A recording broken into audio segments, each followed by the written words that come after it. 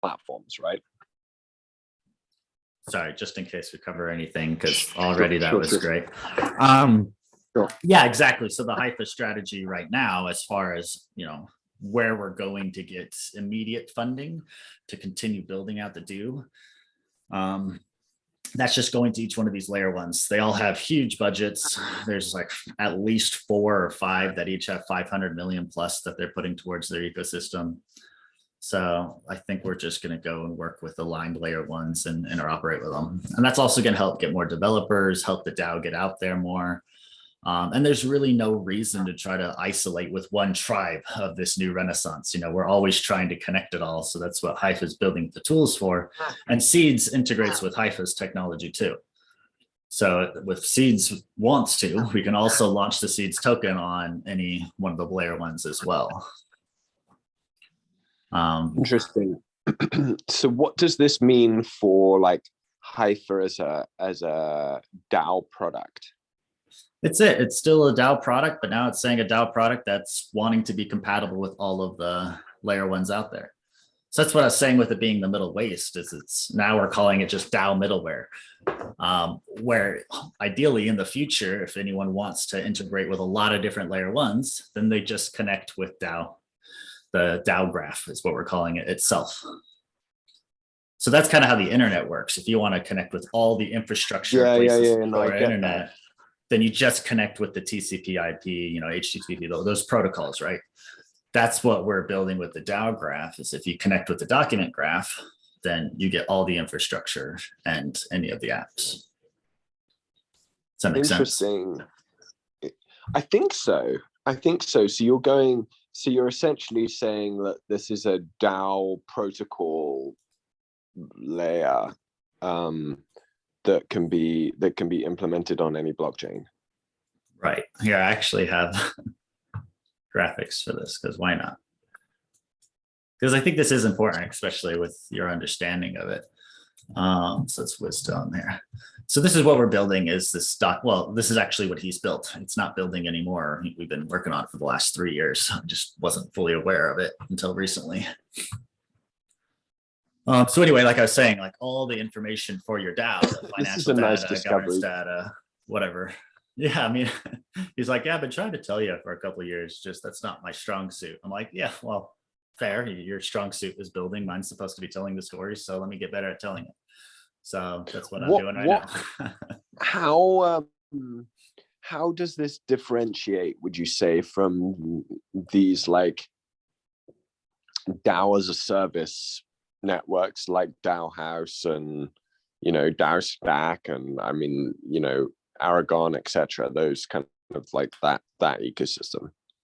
The document graph itself, or HIFA? Like, how are you seeing as this is evolving somewhat, like the strategy of HIFA? Yeah.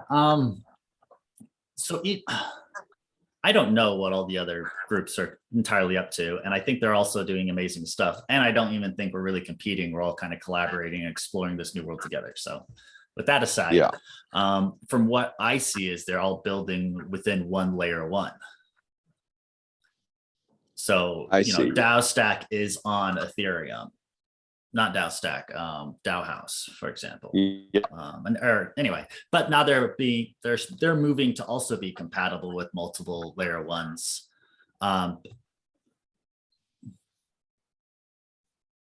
I don't know if that's necessarily true. To be honest, I don't know, because this is more of it's a next layer architectural decision that's different than, are we building DAO tools? It's, where are we storing that information and pulling it from? So the document graph, for example, has its own explorer, because every block explorer it's not gonna really be able to show you the accurate information, or at least not very beautifully human readable. So it has its own explorer that plugs into it, and none of the other platforms are really kind of building their own. I don't know how to call this other than middleware. We call it the narrow waist, but from what I've seen, none of them are kind of building this narrow waist that's meant to integrate with a lot. But I'm not sure, so I don't know, and I would love to just actually get this idea out there and even start building it with them. I'm not really trying to compete with any of those groups, because I think they're doing epic stuff too. Well, this is my, like, I would love to invite you to be like a founding collaborator of this United Planet DAO essentially, but where we can experiment with these tools. And I want to understand, like, is Haifa the best platform, or like not the best, the right platform to use to like gamify the United Planet DAO, and like be able to create this structure of each league being a sort of nested DAO, a DAO within the DAO, and then each team that comes and participates in the game can then have a fractal of that league, and like can fundraise, can tokenize like the future earnings of the team, can do things like each individual could even do that where they are able to raise money for what they're doing within the game. So it's an actual, like, it's an application layer and a community layer on top of this DAO technology.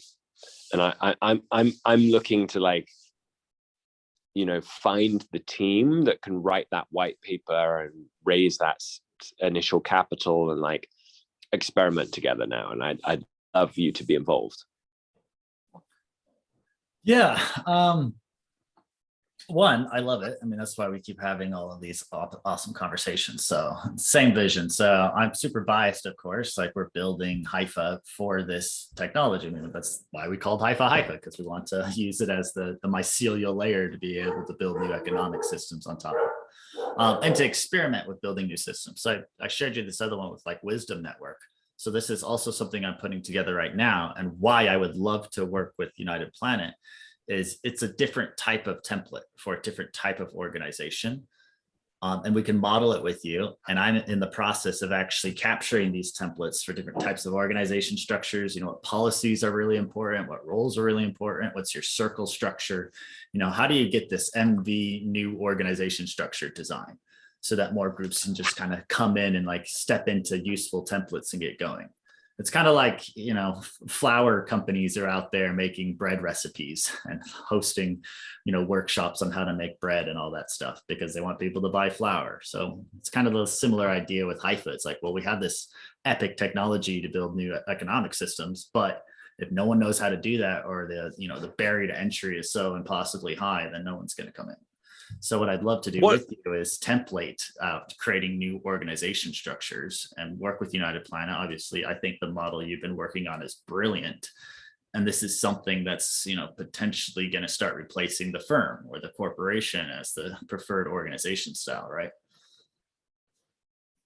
So yeah, I'd love to template that out with you. I mean, and in that regard, what do you think of? Have you? Oh, thanks, Abby. I think they're Tatiana's. In that regard, have you looked at Olympus now?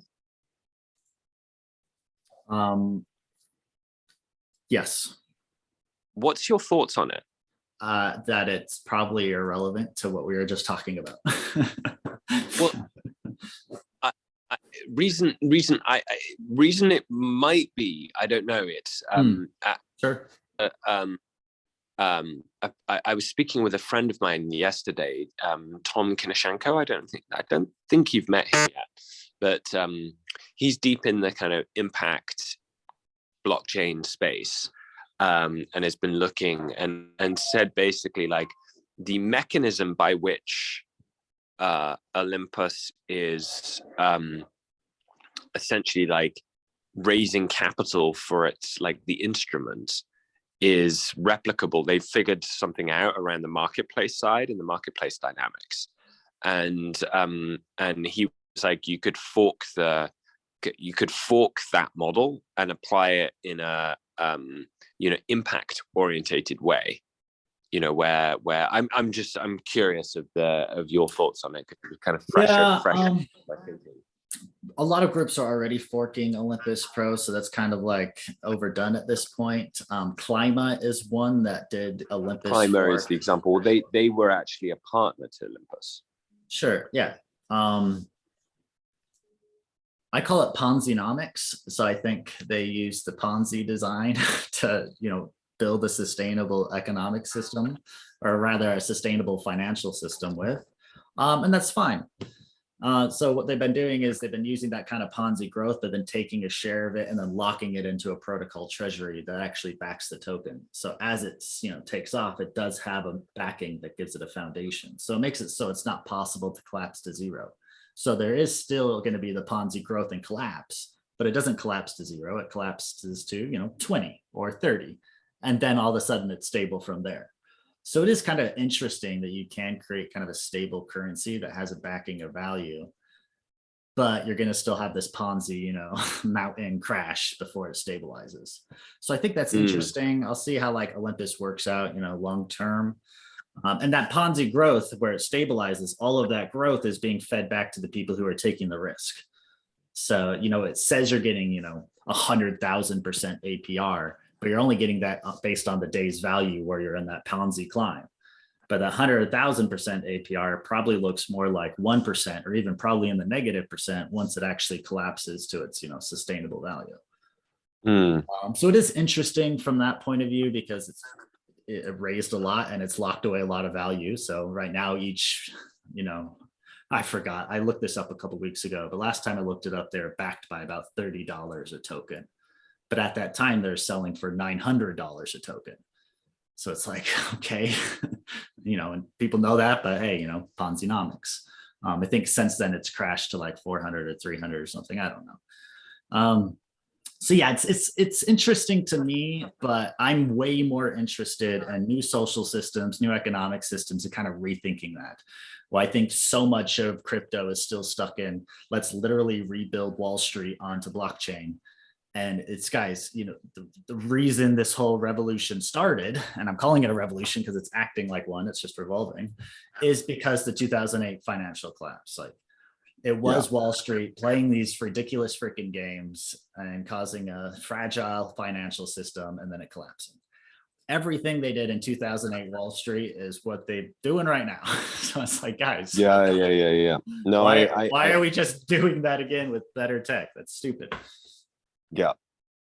And that's what you're seeing. I mean, that's what a lot of people. That's harsh. And the people behind the projects are awesome, or at least a lot of them. I've talked to so many people, beautiful hearts. It's great.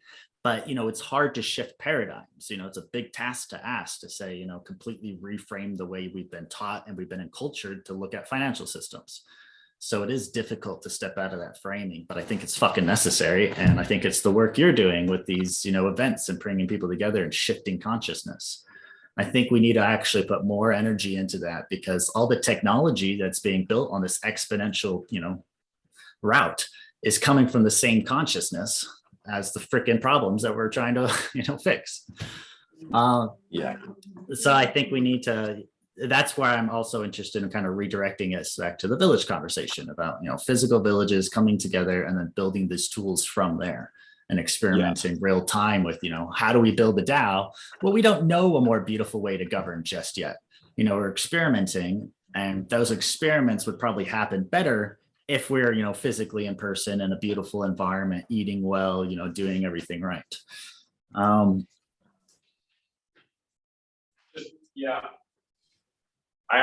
here. I'm just taking something out of the oven quickly. Yeah, no worries.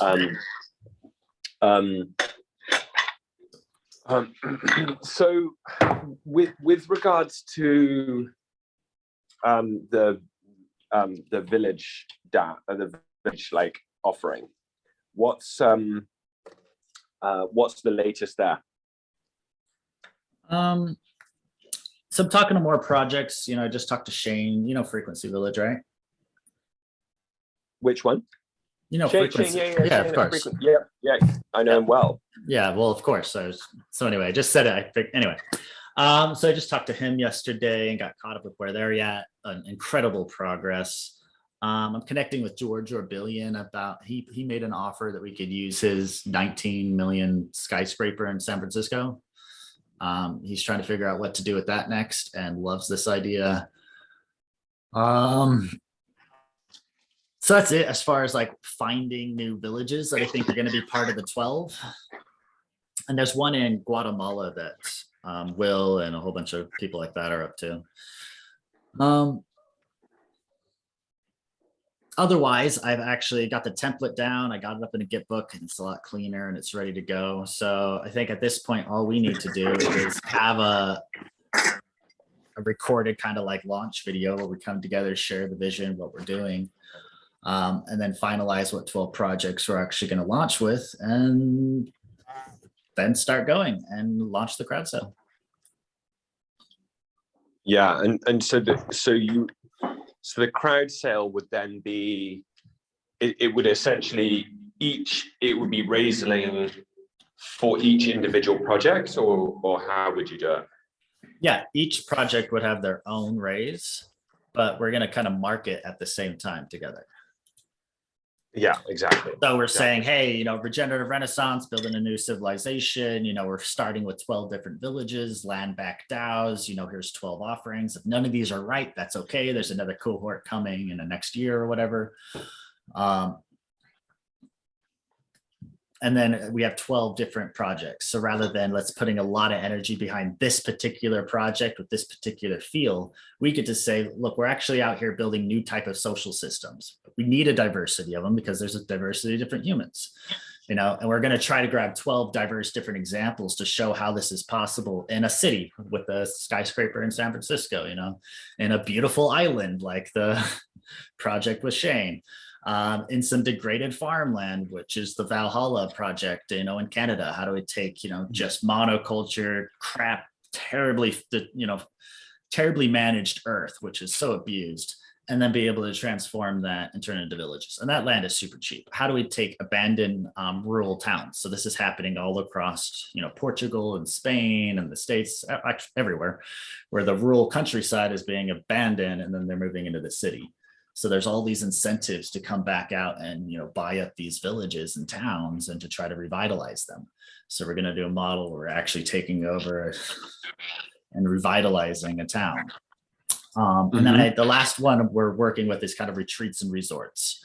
So that's something else that's kind of gone under during the pandemic and it's super affordable right now is these, 200-person resorts and retreat centers. And then again, taking over one of them, turning it into a sustainable village and showcasing what that model looks like. So kind of giving some different examples that can be replicated with the idea that this is our Renaissance. This is it. Let's start redesigning villages from the ground up, learning together. And then that's something else I've finished building right now. Actually, let me show it to you. Is the database for us to capture all this wisdom from. Because that's probably the most important thing we're doing is experimenting and gathering insight. So here, this is what I've been working on. Let me take you home, is a library for all the different templates and strategies and kind of maps and the foundations of what we're building. So you can come in here, you can go to templates for, regenerative action. We got this regenerative village crowd pooling, which is what we're launching right now. So you can come into here, and, and it's a step-by-step process for how to actually launch a village. Awesome. You already know that. Then you can come in here and actually look at the different villages that are here. And we can have the 12 villages that we're working with all have their village put up here. And then you can go in and look up that village. What's their model? Okay, so this is the Our Neighbor Good model. You can go through and see, what their vision is, what they're about, what their purpose is, how they're thinking about this, blah, blah, blah, blah, blah, how they're doing their economic system, all of it. So you can kind of come in and learn from other villages. And this way we're amplifying our learning. All the different village models can come and, be in one place. When people come to want to think about launching the village, they can come here and look about what everyone else has been doing, right? And there's also some templates for how to think about launching your own village too. So I think this is a huge, huge benefit right now for us to be able to start templatizing and capturing it. And then the other thing we got going on is the same idea for all the different organizations. So this is the wisdom layer, which is what I was going to get into at the very start of all this about what Haifa is kind of bringing. And this is all these different recipes. So for example, doing a do and DAO. So here's a do template and a process for how to actually set up your DAO and some ways to think about it. And then you got these do strategies and playbook. So the way I kind of look at it is, actually, I think it's right here. if we could look at what we're doing in a sports analogy, let's take soccer, for example. We have soccer, which has this ideology around soccer. It has rules, how you actually play the sport, and those things change very little. So this is what I would say is kind of the guide. So this is a movement's kind of like economic model. So within SEEDS, this is the SEEDS economic protocol that organizations might be operating within. Or within a DAO itself, it might be, their fundamental purpose for why they exist and, what they've, come out there to do. And this is something that changes very little. The basic rules of soccer don't change very often, because if they did, it would be very chaotic. If all of a sudden they're like, nope, you don't score a point if the ball goes in the goal. Instead, it's every time it hits someone on the head. That would radically change the game of soccer and probably crash it. So those things don't change very often. And that's kind of the low adaptability side. The medium adaptability side is, okay, this is kind of like a particular team's culture. So there's the game of soccer, and then there's, Real Madrid or whatever. I don't even know if that's a sports team, honestly. So each organization, each DAO is going to have its own handbook, its own culture, and that's another guide. And this is something that we're building templates for, and Hypa's built one, and other groups can kind of copy and fork and help build their own guide. This is medium adaptability. So as groups come together, they're constantly kind of like, ooh, actually, our culture should shift this way. So some examples of things that are in the handbook are, we have a culture where we want you to do a quest first before you pick up a role. So come in and get a task done, show that you can work in this new environment, get to know some people. It's a slower way of joining the DAO than just jumping into an assignment, which you're expected to do, a certain amount of tasks. So that's part of our, handbook of how you might join Hypha. But we might find, oh, maybe a quest is too burdensome, let's change that. But it's still medium adaptability. They are going to solidify and crystallize over time. But this is stuff that is going to be high changeable in the early times of DAOs. And then there's the last one, which is kind of strategies. And again, sports team, this is a different formation that a team might play. And formations are, shared across all of soccer. There's a certain number of formations. Teams can create new formations, new types of strategies, how they might want to go out there and play a certain play, etc. And that's what this kind of guide is all about, is all those different strategies. So, communication strategies, for example, the stand-up.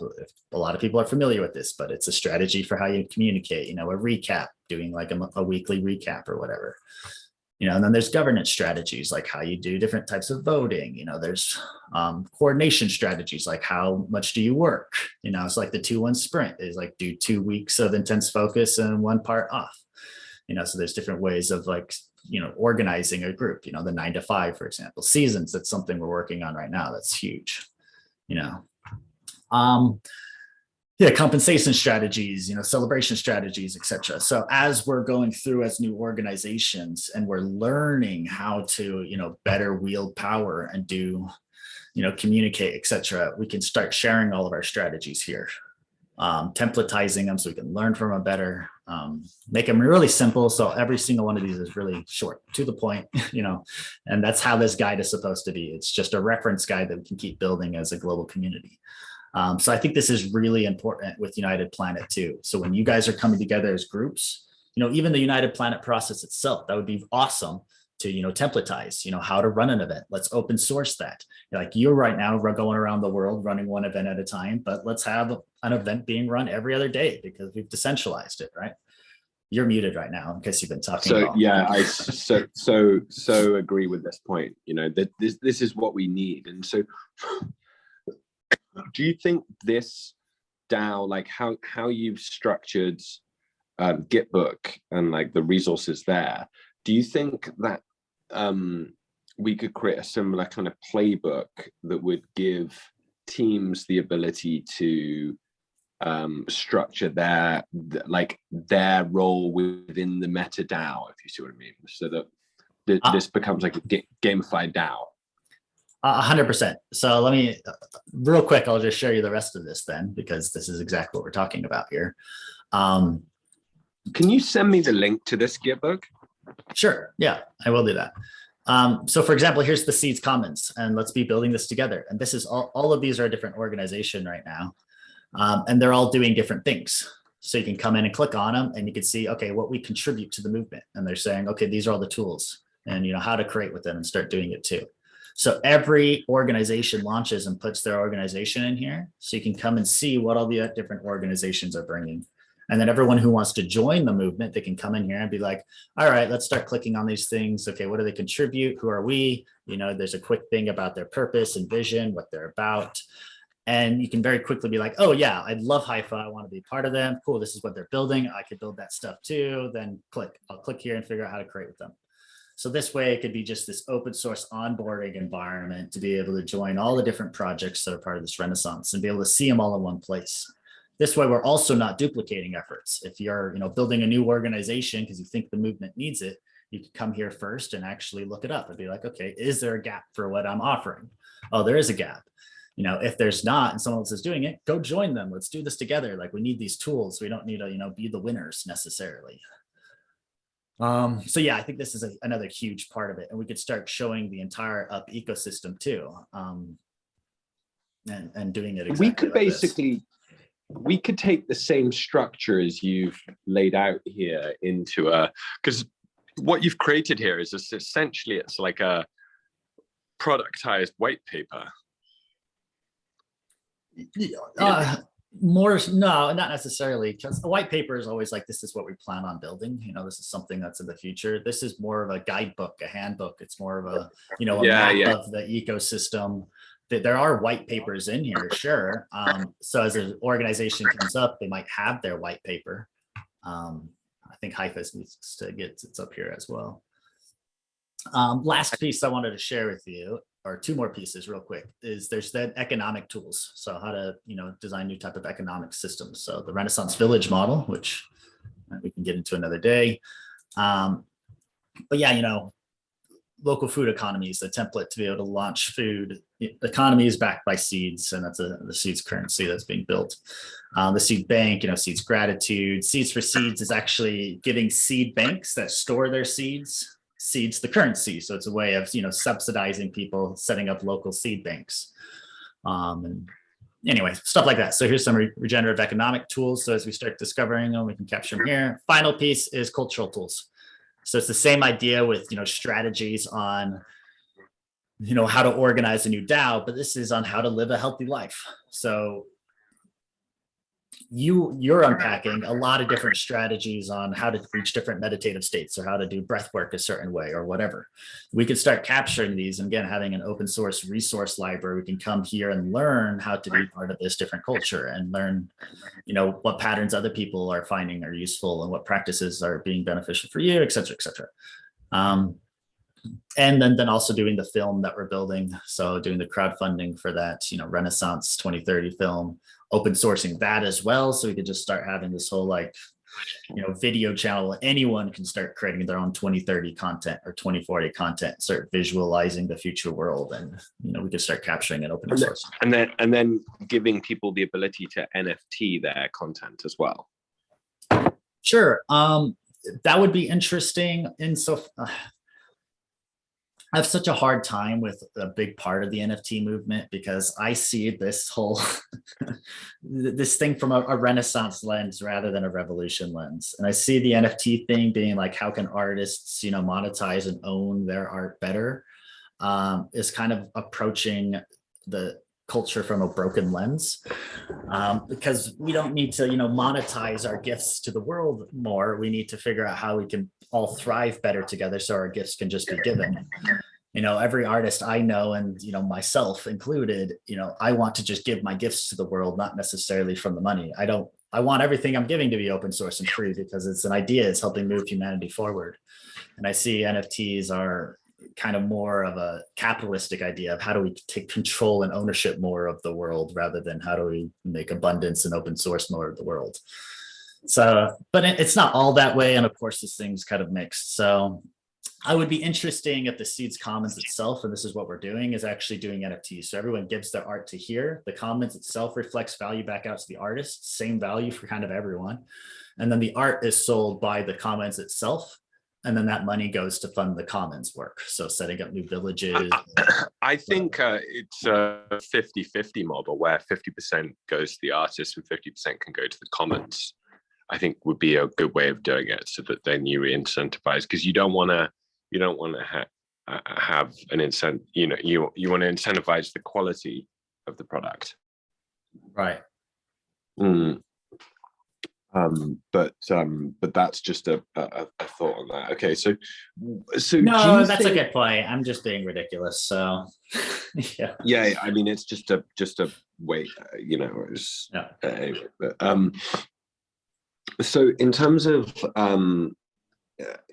in terms of like creating this game layer that would leverage what's already been created, what you've already created, do you think, like, what do you think would be next steps? Do you think, like, just like Stardew, like we create a United Planet space with Hypha, and which we've already got, but we haven't really, you know, we haven't allocated anything yet or started using it, and that's what I want to move to. Well, I say what we start doing right now is let's make your own space on the Gitbooks, start talking about what United Planet Do is, start creating the initial circles so we have all the different leagues, and literally start mapping it out all there and having the different roles, the role.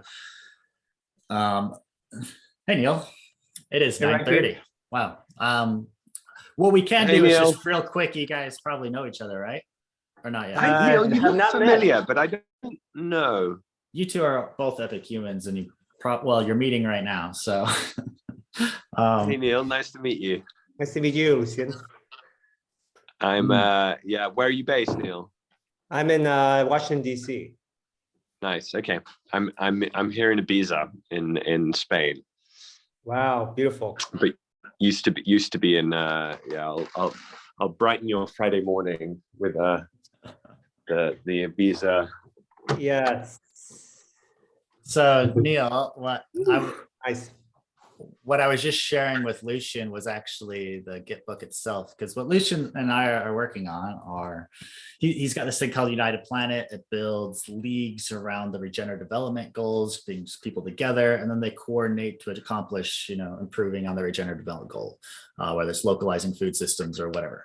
We're also working on the regenerative village model with him as well, and wanting to launch villages and lots of stuff. So he'll be a big part of what we're actually mapping with the Gitbook or Notion or whatever we're using.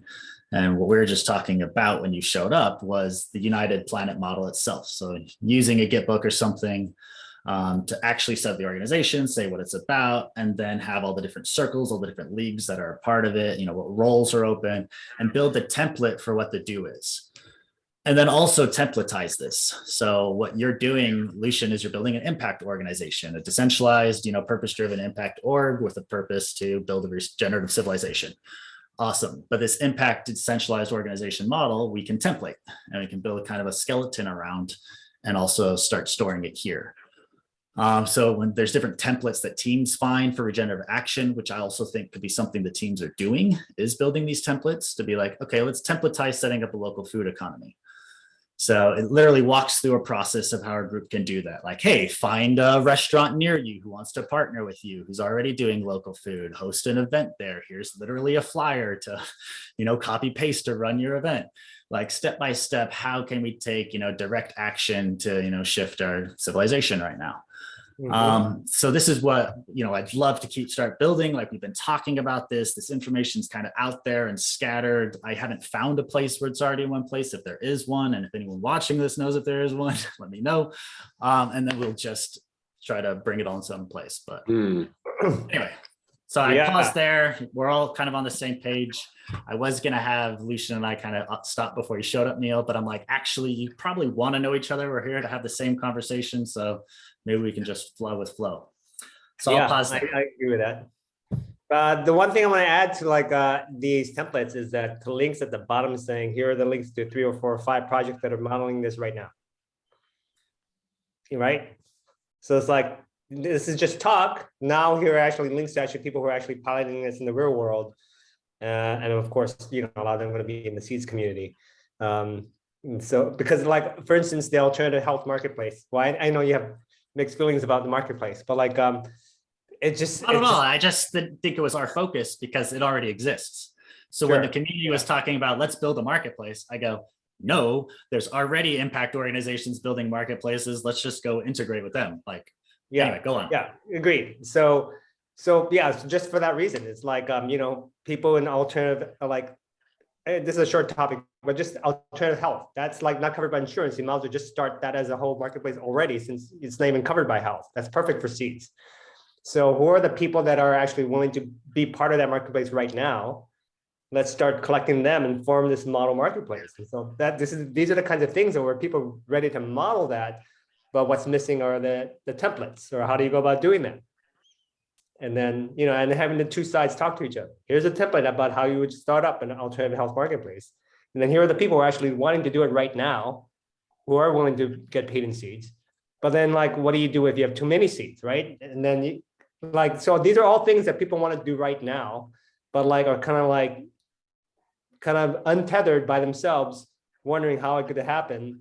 But some people have loose ties to how it could help, you know. So I actually tie some people to local scale, but like, and then some people got stuck using local scale because it's buggy. So like, you know, all these people are kind of doing things in almost a very haphazard way, and often getting stuck and often getting disillusioned. If you could just help people focus on like, how can we all work together to make real solutions and coordinate those efforts. And that's just one aspect of many, right? The one I'm most interested in is how do we buy buildings and regenerate buildings to become catalyst hubs for like SEEDS communities, right? These mini eco-villages in a building. Then when you make a model of that, and everyone can basically figure out a model to fractional ownership of building, now you can have not only replicate that building in the neighborhood multiple times over, but you can replicate that in any neighborhood in the world. So you can basically bring the whole Airbnb model or Uber model and instantaneously start regenerating neighborhoods all across the world, because you set a model correctly, right? And we have a model of a $60 million building where we did complete in fiat. It's 4-story building, and Reiki, I've shared that link with you. So they did all that in the hard way in fiat using a cooperative legal structure that required 6 lawyers, you know. So they did the hard way and figured it out. Can we just simplify that dramatically and help people do these things? So Liechtenstein, I just talked to Integrity Earth folks in Liechtenstein, and they said, like, maybe you can try that model there, since the crypto is a lot easier to do fractional ownership. So that conversation started yesterday. So anyway, all these things, I'm really kind of on the ground person. So what excites me about something like this repository of documents is that these are the user manuals to actually get people to start doing these things on the ground right now. So I was laughing so much, just real quick, and then I want to hear from Lucien, because I was literally telling him about how Giorgio Billion's like, hey, I've got my San Francisco building that I want to put towards being a regenerative village. Let's use it right now and templatize it. Like, so anyway, I was laughing because I was sharing that with Lucien. You're like, hey, we need to be doing buildings and templatizing. I'm like, wow, perfect. We're supposed to be here. So that's exactly what we're doing with the regenerative village crowd pooling thing that Lucien and I are also part of. This new group forming right now, I actually want to invite you now to it. It's the Regen Civics Accelerator, which it is what it says it is. We're trying to accelerate regenerative civics. So that's regenerative businesses, regenerative villages, you get it, local food economies, all of that. And yeah, I'd love to work with you on building the ecosystem, because the biggest demand in SEEDS and any of this as we get going is like, okay, yes, love it, I'm part of the vision, now what? And if it has to be like a one-on-one interaction with every person and like slowly walk them through it, it's not really going to scale well. You need to be able to say, follow this link, show up, everything is there, all the templates are there, like we're here to make it simple and easy. Like that's where I'm focusing all my energy, and I'd love to work with both of you and just keep doing that. And I think that's where all the value is to be had too. Pause. Yeah, well, to add to that, I think once we set up, like say if you're doing you're building an Airbnb system, it's much easier to do it, to create the Airbnb system if you actually have a home that actually is set up to be an Airbnb host, so you can model that. If everything's in the abstract, then you're forever talking about concepts. But when you have like 3 or 4 homes in a neighborhood that are modeled, you can test it out and prototype. Now you got something, oh, so that's how it works. I just stayed at one, that was a great experience. I see how the review system works. I gave reviews. I got information from the host. I can see how this whole thing works. Now I want to do one myself, right? So we need to get these models of like, how can I do these myself by actually modeling something that actually has been done versus something that's just completely abstract, and say, you be the first one to do all these things, right? It's like, I have no idea where to begin. I don't know how to start this. Can someone, it's the Roger Bannister, you know, the Roger Bannister effect. You heard that term? Mm. No one believed they could run a sub 4 minute mile. Oh, yeah. We did. And then everyone did, yeah. Yeah. So that's what we need. Yeah. So there's already, okay. So there's a couple really epic villages that are already running right now that we can go to on the ground next year, see how they're doing, and kind of be, this is the real world, we're here. But then also template that as well. But I think a huge piece is the process of a group coming together and going through that initial formation phase. So that's something else Lucien has been doing incredible at, and some of the other people here joining is, how cool would it be is you show up to this group, you've all agreed, yes, we want to build a regenerative village. You haven't actually met everyone yet, but when you get there, you go through this 2-month-long kind of untethering process where you go through like a fast, a rites of passage, kind of an age where you get to rethink and redefine who you are first and have the space to kind of consciously consider that. Before you go and introduce yourself to your community, before you actually go through the process of how to govern, you know, what is our vision? And then you do this collective dreaming. And if you set that foundation up and spend that first, 3 months really effectively, we're going to save so much time down the road coming with these problems. So this is something else that we're launching next year, and it'll be at the village sites too. So it goes, we go through that process together. We go through more of the meta structure, the agreements, and then we literally spend 3 months building the village. So this is setting up permaculture, being outside, breathing fresh air. This is something I think we need to introduce too as seasons, which is focusing on something different at each period. This whole spend 12 months long on the computer building economic protocols, it's not working for me anymore. So I need 3 months economic protocols, governance, 3 months outside, building a food forest, 3 months, in a village kind of, etc. So we can have this kind of seasonal pattern too that I think is really worth bringing in this next year. And what I've currently got, and I'd love to kind of leave this last thought, is we're in the first season right now, which I want to do is the kind of the meta layer, the agreements, and the crowd pooling. So this is where we actually put the villages up, say what they are, share their story, and then share it with the world and raise the initial capital to buy the physical land and start the process. And the first 3 months of this year is really focused on that crowdfunding and getting it ready and launching it. So then by March, April, May, as spring comes around, we're actually getting ready to come physically to the properties and start meeting each other and that sort of thing. So that's kind of where I'm at right now with all of this. Pause, and I want to just hear whatever each of you have. We should. Yeah, sure. Well, I mean, in this regard, Reiki, we have been having great conversations with Can Joy, which Neil is it's a kind of holistic village that's starting in Ibiza with a 40-year lease on this like really substantial property. And it's going to be like a creative arts center, a camp for kids, right now it's got a restaurant, so we're going to have like a community food model. We're going to have like events and like almost like a kind of cultural center, like regenerative village hub for the Northern Ibiza community. And we're currently raising I'm a sort of partner on the project, and I've been proposing that this would be a great candidate for this initial village offering, because it's probably like the most high profile showcase of a land-based project in Ibiza that can open up to community funding. And so I think creating this example here would be a really good showcase. Number one, that's Can Joy. More broadly, I would say. How do you spell that, by the way? How do you spell Can Joy? Can Joy, CAN, and then separate word joy, JOY. Okay. I'll forward. I can if you'll be added to this regenerative civics accelerator, I'm going to forward the slide deck of that project in there. But there's a €2.5 million raise goal by basically we want it closed by June. which means we really want it in by like May. And so that could be a great project to showcase, and it's something that's like the Up game is supporting with, and so it could be a really good, you know, Haifa Seeds United Planet collaboration around this village offering. That's number one.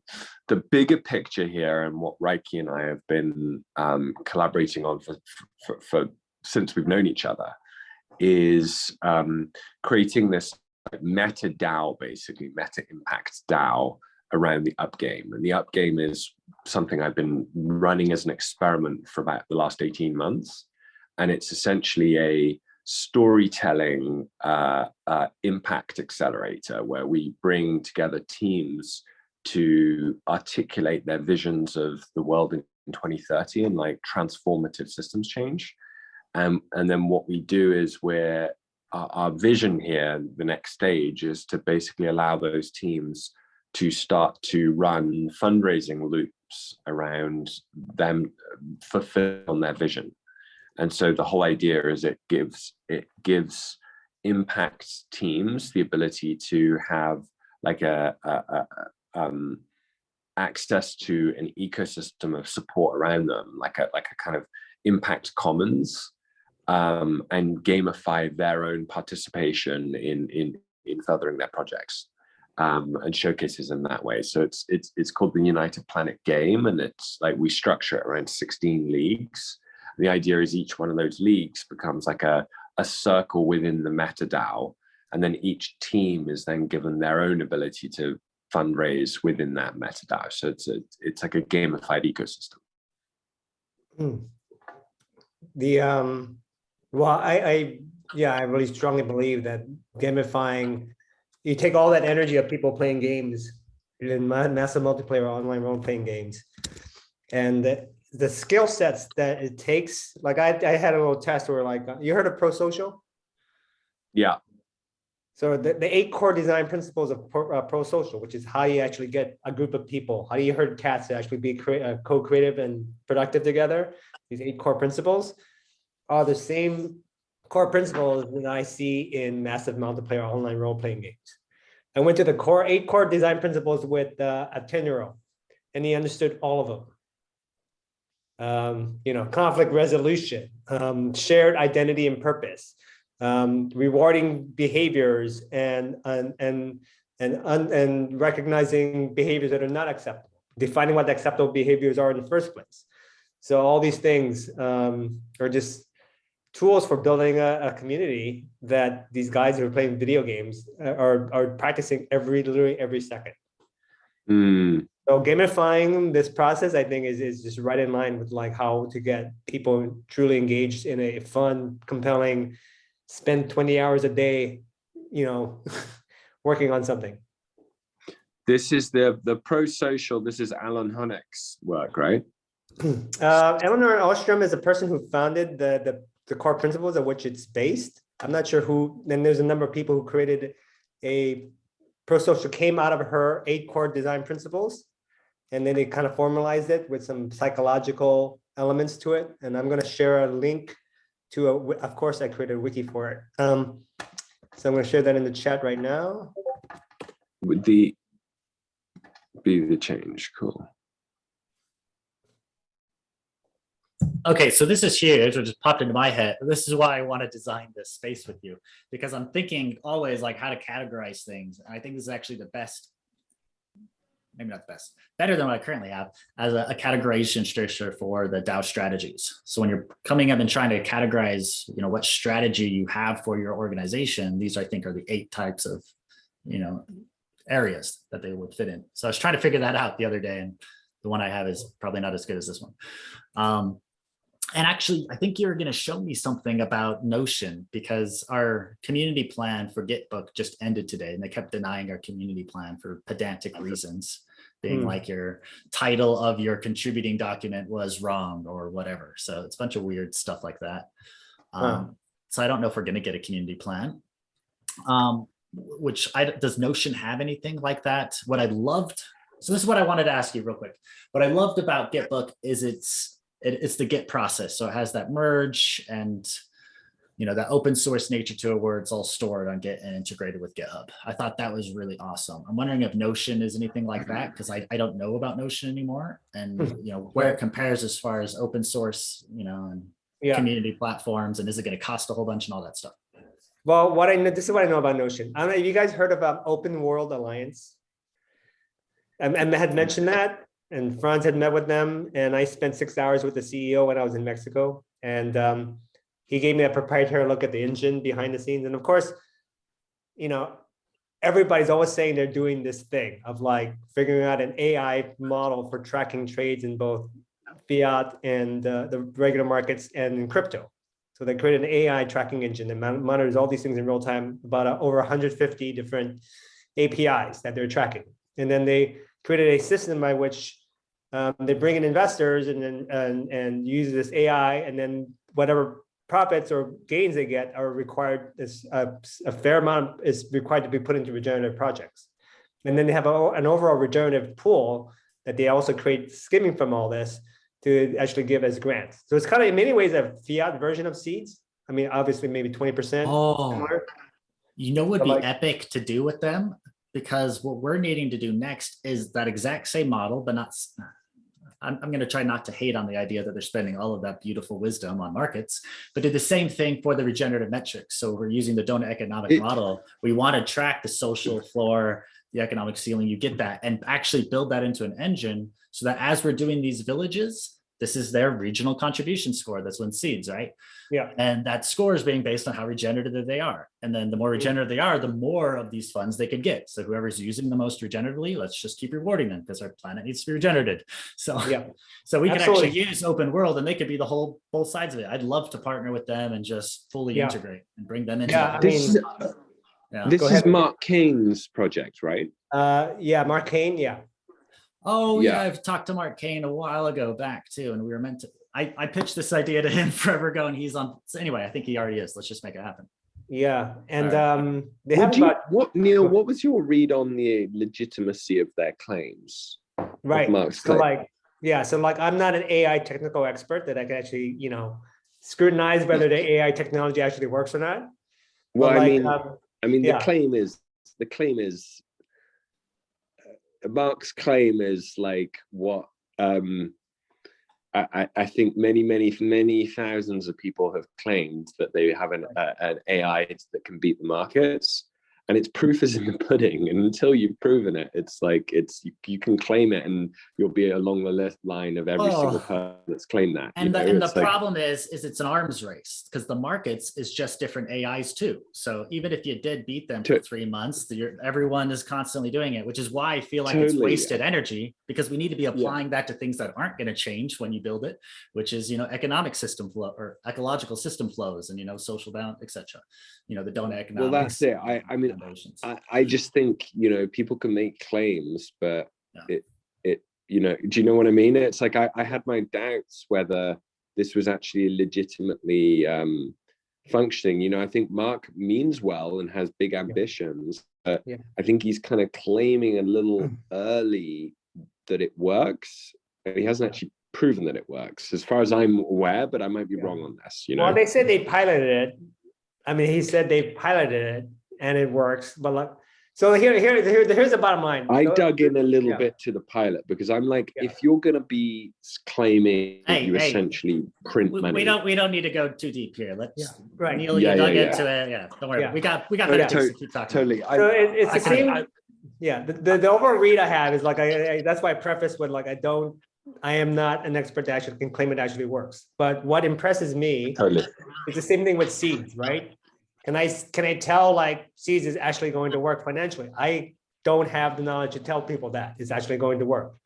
But I see the people, I see the work, I see the community, I see what they've built. And to me, it's like that core is that dedication to actually doing something of like of quality and excellence. Yeah. Absolutely. Yeah. So he gave me a peek into all the systems behind the scenes of like what they've been building, and it's kind of like this is what I was already looking for, is like how can we tap into the technology that Amazon has in their ecosystem behind the scenes, right? They built up this whole economic world of how things operate behind the scenes that we'll never see. But like, it's that kind of sophistication that we need in as far as like on the regenerative nonprofit social enterprise side.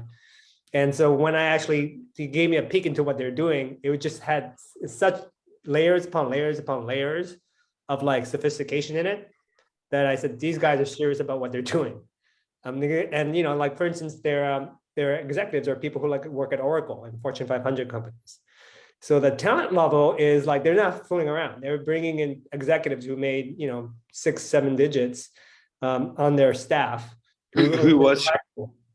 Who is an Oracle person? No, who is Open World Alliances? Who is Open World Alliances? No, you're saying who's bringing the Oracle, which organization, sorry, the Open World Alliance. Oh, Open World Alliance, right, yeah. So just the sheer talent of Fortune 500 level talent on their staff and then seeing the systems they built and seeing what they built in Notion alone. This is why I was convinced after seeing what they built in Notion and figuring out how the things they did with Notion, I just didn't think you could do it in an app, but like, it was just like mind blowing, right? So just, I could see the talent they use, like take a tool like Notion and build their whole project management system and their whole library of documents, and everything you would layer in, you would go layer in, and it would layer into like endless layers of fractals of information.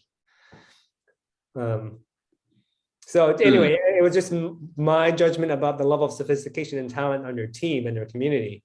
And then also just some ideas like one concept was like, if say they have a project, and these are concepts that I dreamed about, but I heard in ways that I never heard of. I said, oh my God, that's brilliant. Is if you're working on regenerative projects, say Liechtenstein, what it would do is feed, you have all this scraping of social media about who's working on what, and it scrapes all this data. You'll find all this data about who's working on regenerative projects based on like-minded interests and things, whether it's tagging with certain tags, and then it would actually reach out to people and invite them to be involved in these projects because of the talent and background and information and interest and passion they have in the like-minded topics. So actively go out and recruit people to be part of regenerative teams based on social media data. And that they were using Notion as a way, as like the workspace, basically, like as a replacement to Discord or something like that. Yeah, Notion was basically how they do all their project management. And here's the beauty of it also. Once they're ready, they're going to find 4 partner organizations where they want to give all that to. They want to say, here's our whole system, use it, right? So they want to find 4 pilot organizations to pilot this with. And then after that, they'll just give it to anybody who fits the values, but they want to pilot this with 4 organizations. This is why when I was there, I was talking to him about like, SEEDS should be one of them, right? And so that's the conversation I was having, but like to have that level of sophistication at the fingertips of, forget the trading engines and all that. I'm just saying the level of talent involved in creating that whole intranet. If we could have access to that.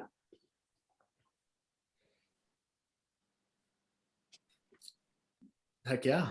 Well, then here's the biggest question I want to get answered before the end of this call, so I don't waste any more time. Should we build it in Notion or GitBook? For me, I mean, I already stated that. Like after seeing what they built in Notion and just seeing how fluid and easy it is, and the fact that you can integrate Notion into project management and Gantt charts and task management. I mean, it can go all kinds of ways to like use something that's that robust and flexible and proven to be used by, like an Amazon ecosystem level of sophistication. And then he also found a way to use it for free. He says they pay $4 a year. He says that you have one admin account and you just invite people as guests. And then you can just run the whole thing like that. And of course, he'll give me the details about how that works. Can guests propose changes though? Do you know? That's a level of detail I don't know. But the fact that they built what they built on something that's like doesn't cost anything. Sure. Yeah, that's really. And even if it did cost money, I mean, it wouldn't be much. Well, the biggest thing that's important for me is that the library needs to be open source and governed by the community. So there needs to be a way for anyone to show up and propose a change, or at least if people are holding a certain badge, which in this case is editor, and then we can have a process for there to be the creators, which also Gitbook has, who's the ones, curating it. So we need to have that, role capability. And then a version history, because that's why I'm using Gitbook right now, because then that way we can have version control and let the community really be the ones governing it. I mean, that's why I used the media wiki. Whether Notion can do this, I don't know the details. Okay. All right. So I'll look into that and I won't bother you with it anymore. What I would love to do is actually try to figure out the highest things we want to talk about for the rest of our call, and try to tease them out right now. I think of one area is the general concept of like there's 3.14 billion seeds. How much of that has been distributed already? Or like roughly? Well, I'll tell you exactly. Let's just pull up the dashboard real quick, because then I could actually show how you read this thing. Okay. There as well. All right, there it is. All right, so we've distributed, 85,000 in campaigns, 1.1 in referrals, 30 million in alliances. We've sold 35 million. There's 138 million in circulation. Now there's still 20%, so whatever that is. Oh, there's an echo. There you go. Lucian's switching items. There's 20% that's already, it's not in circulation right now. It's the deferred seeds, but 20% of the deferred seeds have been distributed to Haifa.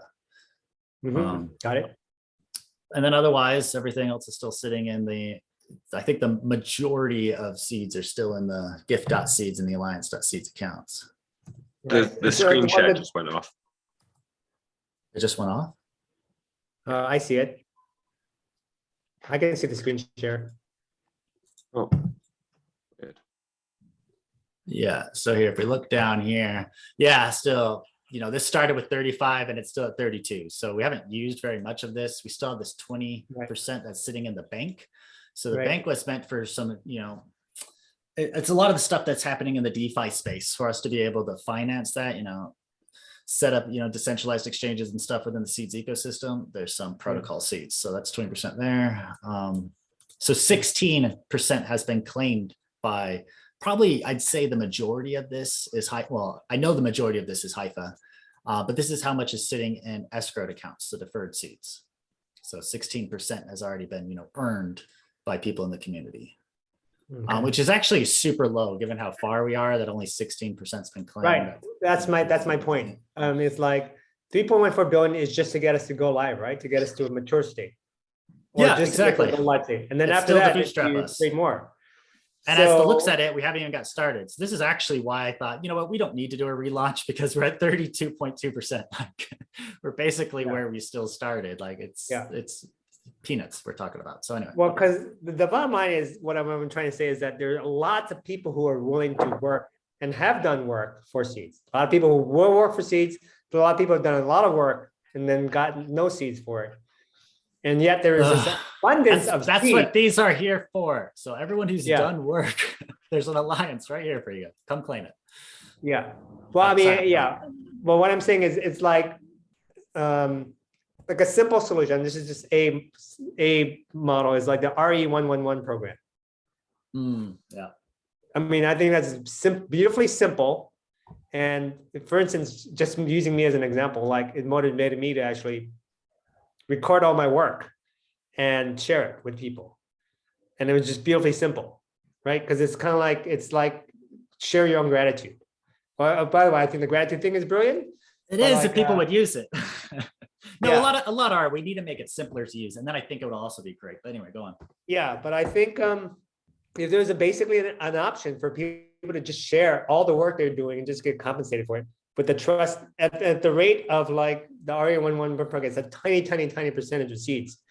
But like if we gave more people the ability to do that, we get so much more work done, because like there's people like Anna who are just spend a tremendous amount of work just focusing on the referendum details and educating people, and she gets nothing for it, right? And it's kind of silly. But like all these seeds are there. We have pure abundance, and we have a pure abundance of people doing all this time and work, but there is no connection between the two because everything. Yeah, I'm just saying. No, and I'm 100% agreeing with you. I'm saying I think something else that was probably missing is the multi-tenant due. Because that's how I saw that, contributions could be captured is we needed Renaissance explorers up there sending RE tokens to everyone who was doing all the proposal work, all the governance work, and all the, the knowledge growth that was happening in seeds that wasn't being captured. All of that should have been and should be in the future still. And I think we could still retroactively capture, roles within RE. And then RE would have its own alliance share and be getting part of the seeds commons and then using that to pay people up front as well to give them, access to fiat. So I think that was also missing. And unfortunately, I think that's kind of our holdup is once Hytha launches that, we can actually build those structures and get going. That'd be great. And then I think it'll also be really cool to have a badge that we can issue in the commons that gives you the ability to give you that like RE111. So if you're holding that badge, like you get to tap into a pool and you can just give that out to people that you see. So this is kind of the community guides, the Sorens, Arenas, Annas, there's so many of them out in seeds right now. All of them could have a badge where they could just give seeds when they see value being given. And have that way to kind of just be out there gardening. Actually, we can call them gardeners. That could be cool.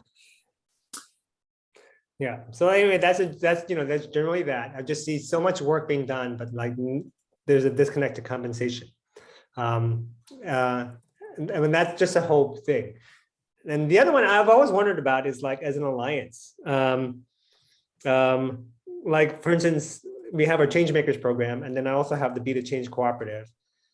And that if you apply as an alliance and ask for a certain budget, you can't really use that to actually compensate people to do work around that mission until go live anyway, right? Sorry, I had to take down that badge idea just real quick. So sure, yeah. Real quick, yeah. Yeah, sure. We're like with alliances, like the reason why either the Be the Change program we've got or the Be the Change or the Changemakers program haven't applied as an alliance is because it's like, first of all, no idea what amount to even ask for. And then when you get it, you can't distribute it to people to actually compensate them for their work, right? Without creating some kind of really massive accounting system that you have to keep track of. That's why I also think launching the due is going to be helpful, because then Changemakers can just issue a Changemakers token. If they get the alliance from seeds, then you have 1 million seeds or whatever that are all, that's what's backing the new token you're issuing out, is whatever is sitting in that DAO's treasury, which would be the alliance and whatever income it's earning for whatever it's doing, all the other things that it could be getting, if it's doing token swaps with other dues within seeds, which I also recommend. So then it could just issue its own token. And I think that's going to be the best way to kind of fractal this out, is that each group can issue their own token backed by the value they're bringing, and then we just have this web of these due tokens that way. So I see that. I think that would make it a lot easier. But the other side is, it might be really interesting if we templatize, and this is the other thing, is at least I've personally kind of withheld creating a template for how to do an alliance or campaign, because I don't know, it'll be arbitrary based on my biases. I thought that needed to kind of bubble up and emerge from the community some best practices. So it's probably worthwhile going back and actually giving a best practice on how to apply for an alliance. But I do think there's a lot of value in using the campaigns again to be able to give a group a campaign amount to be able to distribute out. That could be interesting. I mean, all of this, I think we just need to keep exploring it and testing it, because we don't know. We haven't really had a trusted group, issuing out a little bit of seeds to people and inviting them in with those seeds and all that stuff. Right. Yeah. And, so I'm giving like these little microcosms of like, it's the best way to like there's a TED Talk, really popular TED Talk called Shut Up and Listen. And it's like, you have all these organizations trying to figure out how to support projects in Africa. Right? They're all putting together these top consultants, McKinsey and all these groups trying to figure out the best way to support people in Africa. When they found that when you actually go there and live in the community and find out what people are actually doing well and find out what they're doing well and then support them to help other people do well, those are by far the most effective practices, that people already got solutions in their own community, they're just not being supported. But no one's going in there and hanging out with the community long enough to find out who those people are. And so if Seeds has a way of like finding out who is doing good work and then seeking them, proactively seeking them out and supporting them. I mean, that is kind of like, that's kind of what's missing. And so here's an example is like, or even if you so practically do that, say we have this partnerism course that actually teaches people about domination culture, or even the theory U, that the thing that you shared about like the theory U emergent practices, about the one I created a whole wiki page for. If you could provide seeds as rewards for people learning about these things and earning badges for learning about partnerism, learning about pro-social as a tool, learning about this theory U level of entrepreneurial ecology building. And the model I always tell Seeds, whenever I explain Seeds, what is Seeds to people? I say, Seeds is a system by which you got people educating the world about regenerative culture who are paid, that then reward people in Seeds to learn about it. So that in this world, if I want to learn, like I want to take the DAO leadership course, I have to pay money. If I want to, take any of these courses we just shared about, I have to pay fiat. What if it was like I got paid in Seeds instead? Learn these things, right? And then it doesn't take much to actually pay the people in fiat or Seeds in larger amounts to actually teach these courses. And then the people they teach, they pay them in Seeds to actually learn it. This is the way I see like distributing and getting the Seeds out there in ways that we're educating and empowering people. So like even our partnerism program, we're rewarding people with 300 Seeds, but it's like I'm just scraping, barrels to actually find these Seeds to give to people. I wish there was a larger program I could tap into where it's like, I wish I could pay people 1,000 Seeds for learning the partnerism program. Just like we were paying 13,000. Yeah. Sorry, I'm just 100% on board with this. This is what Tools for Regenerative Renaissance did. So Phoebe and Stephen, did you see that course?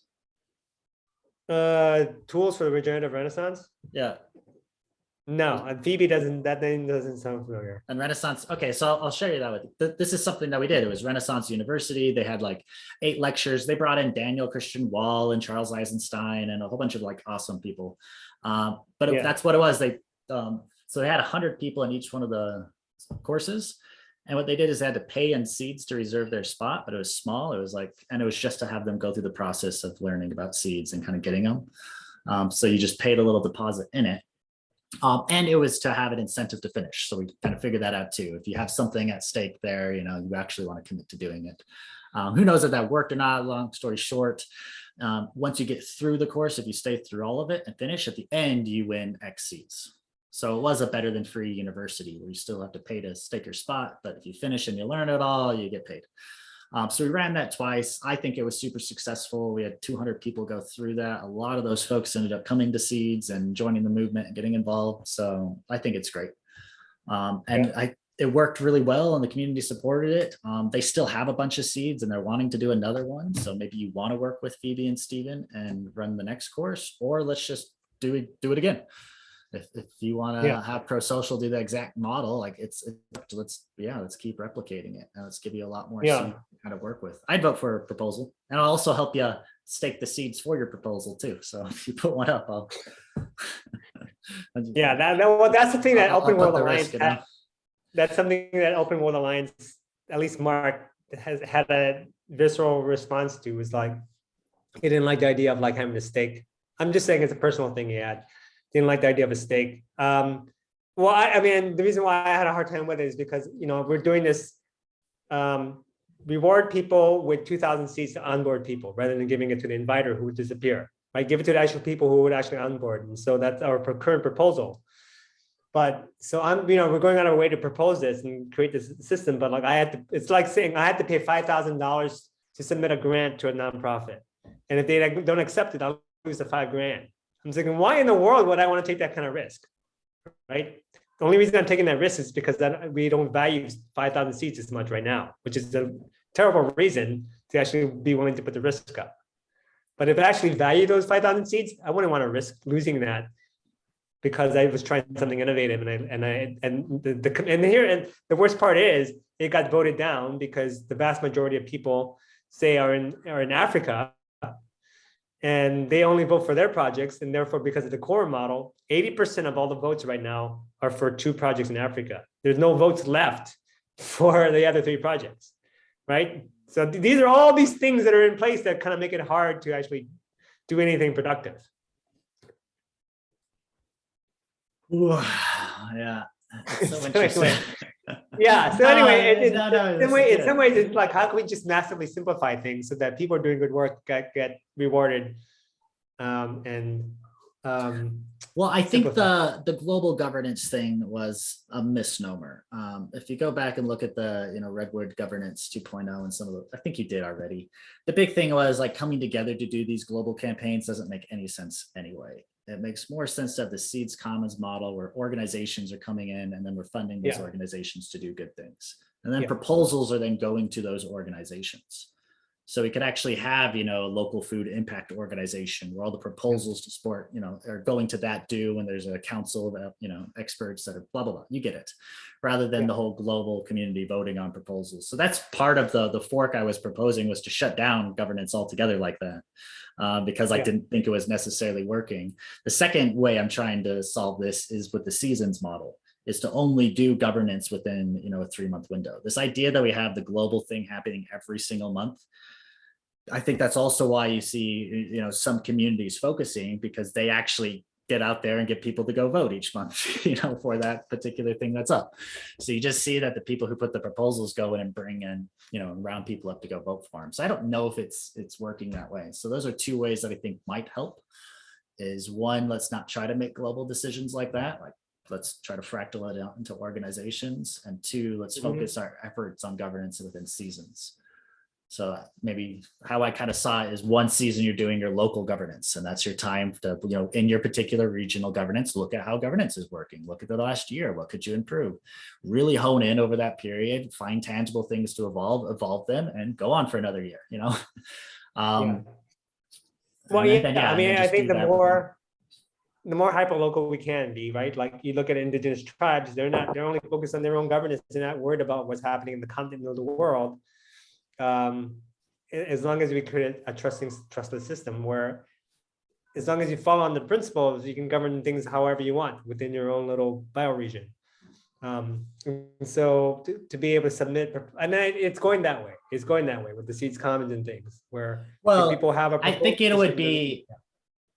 It's like 80% of the things that impact you are probably regional. But I think the global stuff is still going to happen, but it's the 20% protocol, large sweeping things level. So this is how we interoperate. If we want to change stuff to that level, then it's a global thing. But I think that's something we, hone in and focus on being a certain part of the year. So we're not trying to constantly have to check what's happening in the global protocols or whatever. Like, nope, once a year for a 3-month period or whatever, maybe even less, we hone in and we say, okay, what do? We put up proposals, we vote on them then, and then we forget about it for the next year, So I think that kind of needs to happen. Because however the global governance works, I mean, that's less, I trust people will figure that out. I'm more focused on, like, if I'm a hyper local and I can't do something because of the global governance, it's like, there's no reason why I can't do something. Like, if a lion went to build a den and they had to get approval from this global governance from, the world, it's like, that doesn't make any sense. So I think it's just, and that's that whole thing about the theory that when you sort of said read the book or something, I can't remember what, the whole thing about, like, how can we encourage massive hyper local entrepreneurial creativity, right? And so that's what I'm all about. And that's why, like, how can we enable people to do things they want to do locally? And then from there, you give them the tools to replicate it elsewhere if people want to copy it.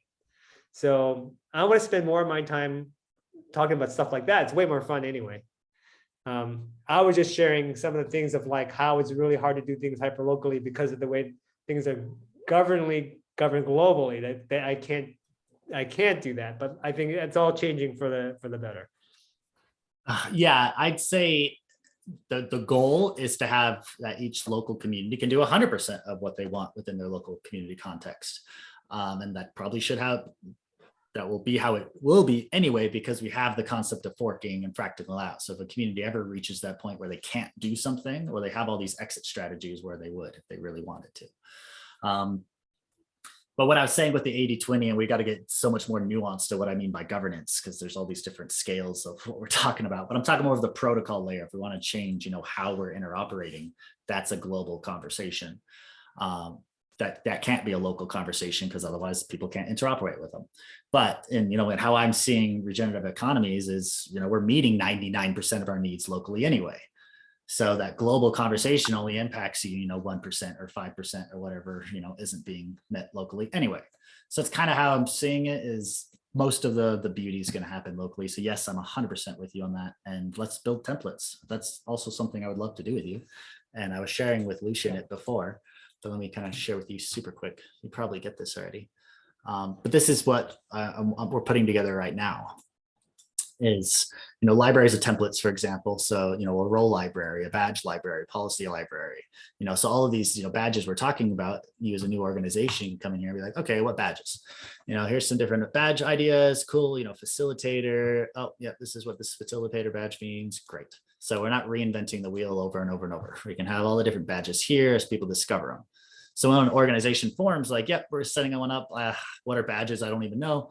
They have this whole library they can go through and kind of learn about different badges and what they mean. Same concept with the, roles and etc. And then entire templates, endowed templates. So you can come into here. We're just putting this together now, so you're kind of seeing it as a mess. But I think you get the concept for templates for entire different organizations. So you want to do a regenerative village, you come in here. There's some initial roles and badges and stuff that they can recommend you, and then they'll be linked to the roles and badges. So this is something we're working on now, is building these templates for what's happening locally. And then the other thing is these DAO strategies, which I was showing you before, but these are different patterns across the spectrum. And I actually think the 8 you talked about is better than the categories I have. But yeah, there are different plays on how to do things. So, governance token, for example, so different governance strategies, consent, consensus, token vote, et cetera, whatever. Communication strategies, different patterns for how we've been found to be effective at communicating as a DAO. You can have them all here, like working out loud. I think that's been awesome. So it's a pattern. So that's the other thing I'd love to build, is as we start experimenting as communicating, so we find effective patterns, let's templatize them, bring them in here and make it really easy for people to reference and learn from each other. But this is, okay, so to give you an example, what I mean by governance. So if we're using the GitHub, to store all of this, this is a governance question for the global community who's coming together to use this. So we'd have to have that governance question globally. Should we use GitHub or Notion, or do we move this to somewhere else? And who gets to control this? That's kind of the global questions, but the local questions are like, which ones do we actually employ? You get all that, but so what do you think? I think having templates to do these, I'm all about like, how can we actually get things like an eco village or an eco building built? And then what's missing are two things. One is like the documentation of actually how to do this and simplify it. And then actually also the people can handhold people through the process. This is the one thing about what mom's role is, supposed to be, and what's really been missing in SEEDS is like, which is why the shift from the 2000 SEEDS being rewarded to the one who onboards the person. So we have versus like just invites the person. Right. And so we need people who, you want to form a DAO, you can just, if you just give them a whole bunch of docs, they're not, it's not enough. It's going to need, they need the docs and they need someone to actually guide them, right? You need both.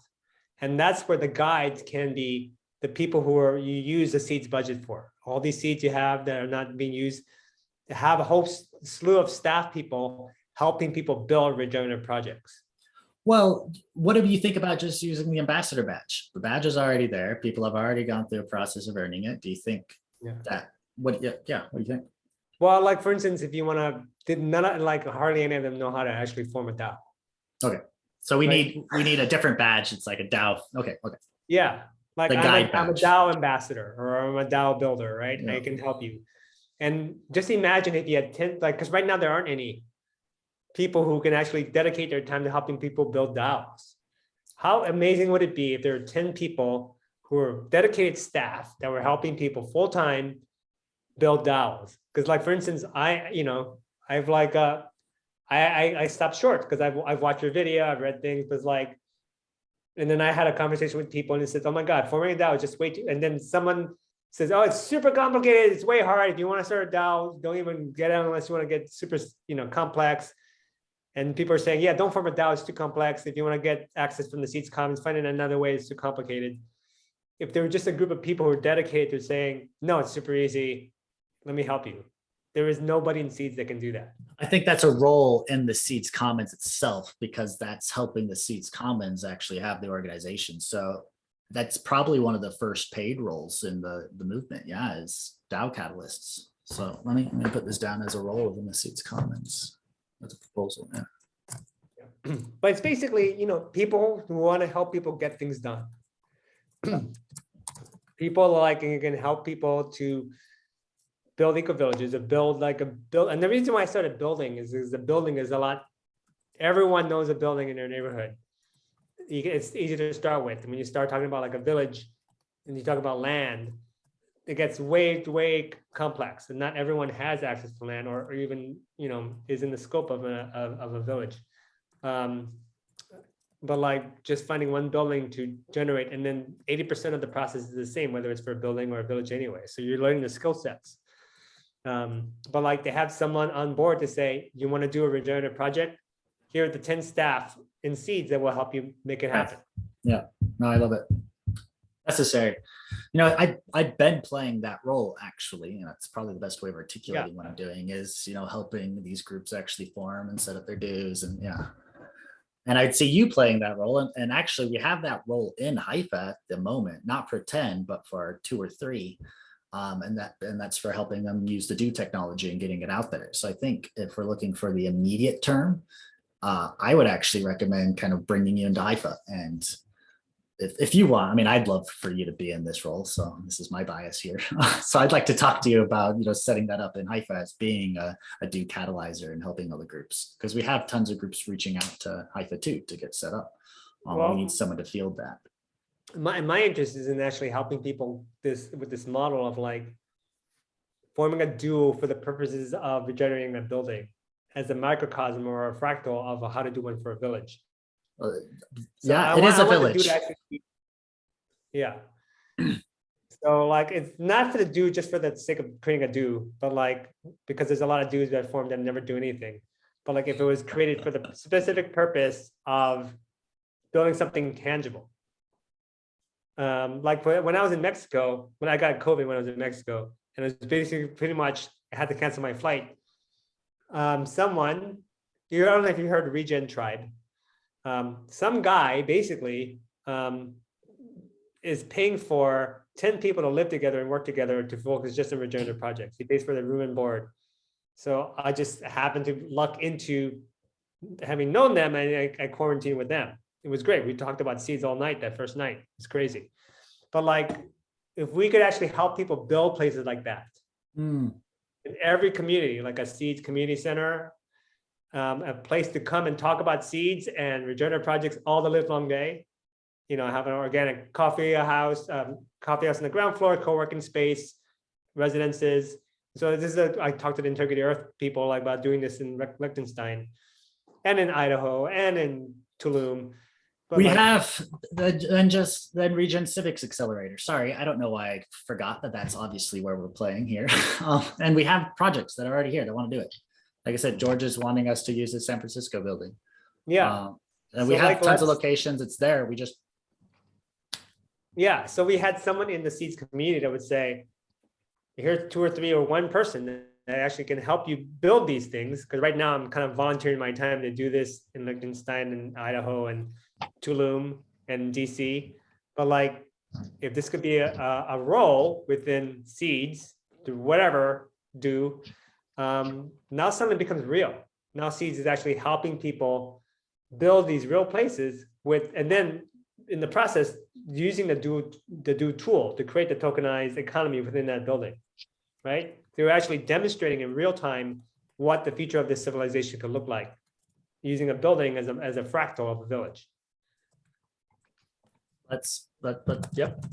What I'd love to do with you then is what if we did all of this under the Regen Civics Accelerator? So this is just forming now. I'd love to do this with you. We'll come in and you and I can actually propose to be part of the SEEDS Commons for the Regen Civics Accelerator for this exact purpose, is to accelerate regenerative civics. So that's the regenerative buildings, the buildings templates, the villages. We use this SF building as a model right off the bat. So I keep forgetting what I talked about with Lucien versus you. So I was giving Lucien an update. We have the Valhalla project. It took farmland that had been degraded and it's turning into a regenerative market garden village. And they've been doing it for like 7-8 years. He's built templates on how to do a market garden, blah, blah, blah. This is Mark. He's part of Regen Civics Accelerator as well. We have a project in Bali and it's a proper town. The former PayPal's, it's the PayPal of Russia, essentially, one of Russia's more megalomaniac guys. His whole focus right now is on building new types of towns. And he's super inspired. Anyway, so we're doing that. And that's a whole town project. It's for like 2,000 people and they're doing really awesome stuff. So it's a different scale we're working with. We have an island project with Azores. We have the building and so what we're doing is we're grabbing like 10 different, like radically different templates, neighborhoods, municipality in Liechtenstein we want to work with, and kind of use a bunch of different models, build templates for each, open source what they're doing, kind of share the whole process. And we're saying, look, we're on the ground. This is our Renaissance. This is how we're going through physical building of a regenerative civilization, how these tools actually help, because they have been way too theoretical. When people understand that theory, they get why. But SEEDS is only going to come in once we have all these villages wanting to build a new economy. Then they'll be like, oh, great, we actually have a new economic open source tool. Cool, like let's use this now. It'll seem like it just makes perfect sense later, right? Right now, it doesn't see that way.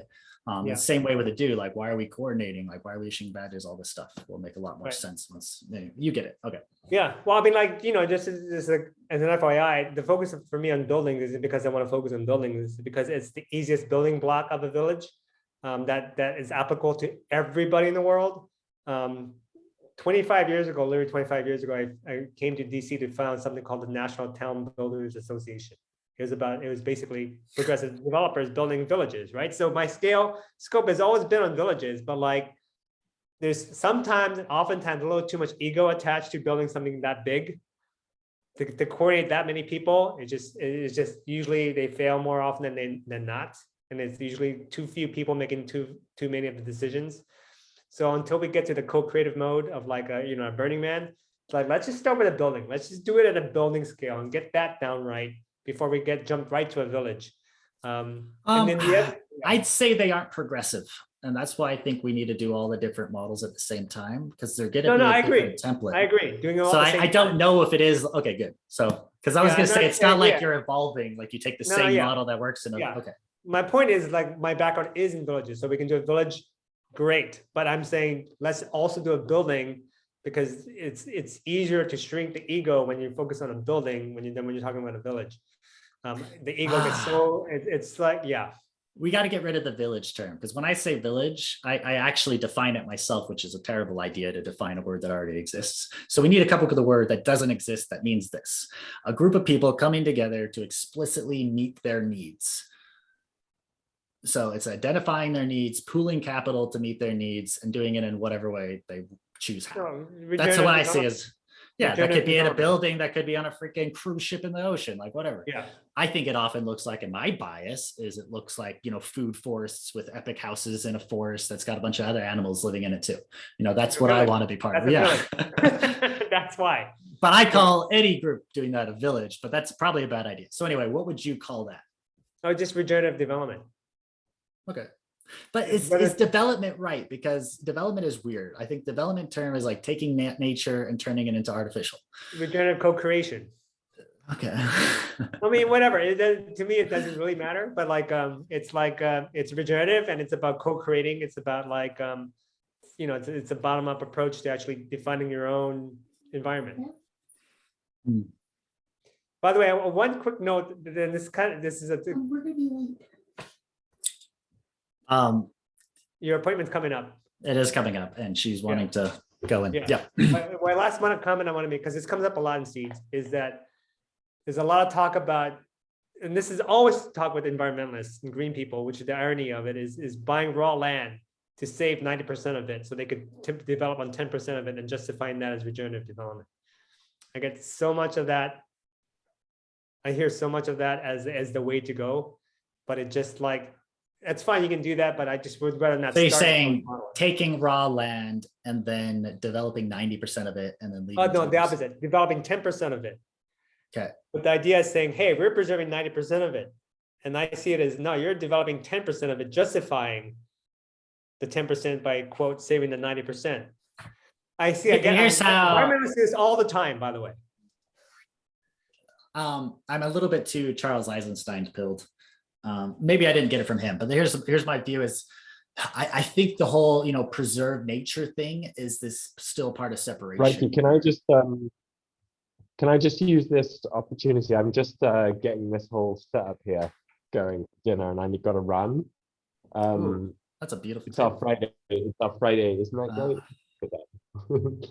And there's Tatiana and Lancelot over there. I've been listening in with a lot of interest and just learning along as I've been listening. But I've just got to get focused now on cooking.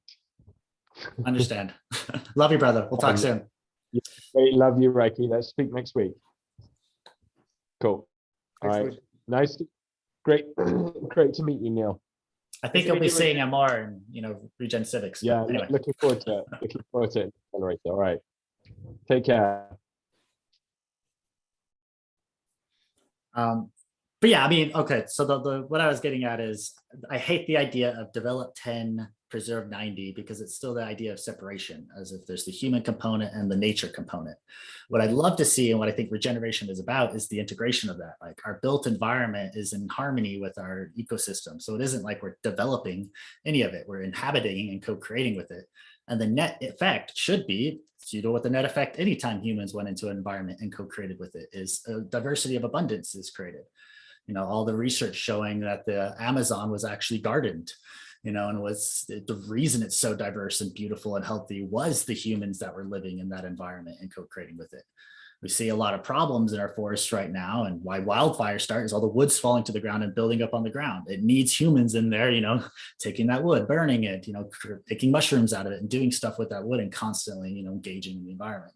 So that's what I think is, regenerative, is showing that it's not develop 10, save 90, it's regenerate the whole environment. How can we create the most diverse life and flourishing and thrivability? So all the thrivability indicators in that environment. And that's just how it is. It's not, 10% for humanity, 90% for nature, any of that garbage. It's just Earth again, If it's regenerative, if it's regenerative, it's regenerative, right? So that's the model. And then I think we take neighborhoods, we take deserted farmlands. I mean, some land is going to be, natural and preserved. Some land is going to be completely degraded and terrible, but we've got to show regenerative, cohabitation everywhere, because that's how everywhere should be, is regenerative cohabitation. And I'm saying should because these are all my biases. So. Got it. Great. Okay, so now thank you for that share. So well, what do you think? I mean, do you agree with that, or because you brought this up, so. Yeah. Well, because it comes up all the time. It's like people don't want to, I'm saying it because people don't want to focus on cities and damaged land and whatever. They just want to start, that's too hard. It's too expensive. And it's like, I just don't want to start with raw land, wilderness, because that's pure. And it's always the easy route, right? It's easy for people to go that route. And it's almost like where they almost always go first because it's quote, easy and cheap. And I'm just saying, can we not always take the easy route out? Because that's not what is the work that we really need. Then here's where I'd love to focus with you is we could focus on neighborhoods. So existing built neighborhoods that have a bunch of freaking fences up, and physical buildings and physical resorts that have been dilapidated or abandoned or whatever. So it's taking, existing infrastructure. And actually, I think that's easier because the existing infrastructure for living is already there. You can get started a lot quicker. So yeah, I'd love to. Okay. Yeah, so I'm not against the other stuff. I'm just saying people always just go there first. And it's like, can we not go there first, right? That's all. I couldn't agree more. And I think it needs to be part of the template. Yeah, that's cool. Do you have stuff on this already? And if so, do you want to share it all with me? And then maybe our next conversation, we just get right into building templates because we have them right now. They want to get going. And I've put a lot of logic into this. I'll share with you because this is where I started, was trying to build models for eco villages and intentional communities and trying to templatize it. That's kind of, Yeah. I wasn't at that 25 years ago, so I think you have a lot more wisdom than me. I was at that, 7 years ago. So yeah, that's where I'd love to have the next conversation. We can actually just go through that model together and see where we can learn and improve on it and get an MV model together. Yeah, you heard the term new urbanism? Just now, Yeah. it says itself though. It's a global network of planners and architects and ecologists that basically created this whole blueprint, almost a code. They have a code book on how to develop walkable mixed use urban walkable development. So I mean, a lot of this has a code, or it's called the smart growth code, actually, smart code. So it's not stuff that we need to know, but to know that when it's time to build, there are people there's documentation and the people who are trained in it. Well, what we're trying to do, at least this is the latest idea, is Regen Civics is kind of what Haifa is doing right now, is this middle layer that tries to connect everything. So let's not do everything, but we could be the place where they come to. We're like, great, now you're at that stage. Here's 3 partners to choose from. We're already connected with them. They get the vision, etc. Yeah. So I think that's where we could play, is that connector role, because all the pieces already exist. The last thing, we got to plug it. She got There you go. Okay. I want to keep talking with you, so let's PC. set another time and we'll just keep this going. Yeah.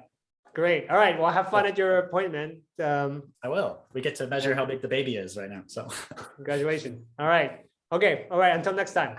cool. Cheers, brother. Talk soon. Yeah. See you, Ricky.